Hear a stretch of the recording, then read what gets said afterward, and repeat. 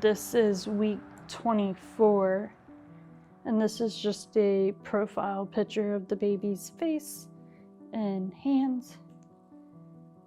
And that's when we found out. He confirmed the Potter syndrome at this ultrasound. The issue with this syndrome is that when there's low to no amniotic fluid, the baby's lungs never develop, so they end up being premature. So either the baby will be born and live for 20 minutes to a few hours, or they may be born stillborn.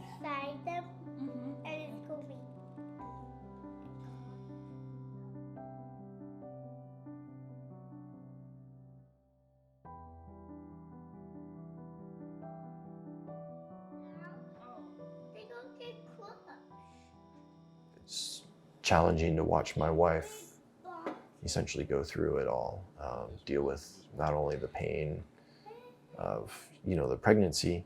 Pregnancy is not easy to go with, under normal circumstances anyway, and then also have to deal with, the mental trauma of essentially losing a child, and you're dealing with that, and not easy to feel like your hands are tied.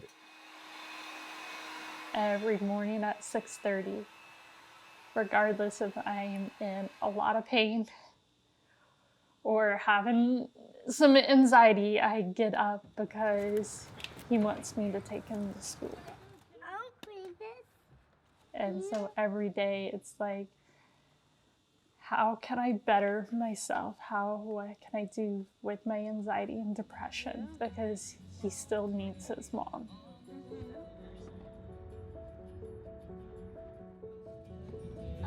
We've pretty much made a plan for everything at this point, knowing I have to carry to full term.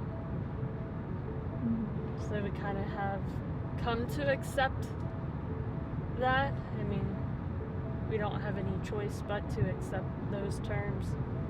It's exhausting. Just the anxiety and the depression and, carrying a baby and knowing what's about to happen. Mentally, it's challenging. And then just my 4-year-old, he doesn't see the same mommy all the time because I break down crying. He's wiping my eyes and telling me it's okay.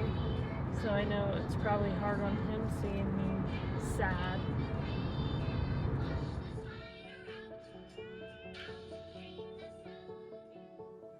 It's been difficult to be able to move past. So knowing that we're essentially our loss, that, we're not going to have the child that we were planning on having,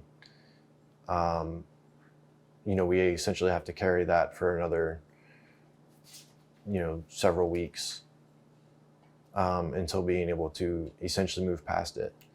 My son continues to see her belly grow. So my son still doesn't quite grasp the concept that the baby's not coming home. I get to essentially be able to distract myself with work and with playing with Kaden. My wife doesn't necessarily get that option. She carries the reminder just about every day. You say we live in the land of freedom and making choices for ourselves, but yet right now I can't make a choice for what's best for me, this baby, my family. Over the years, we talk about mental health being so big, and it's just now going through the depression and anxiety it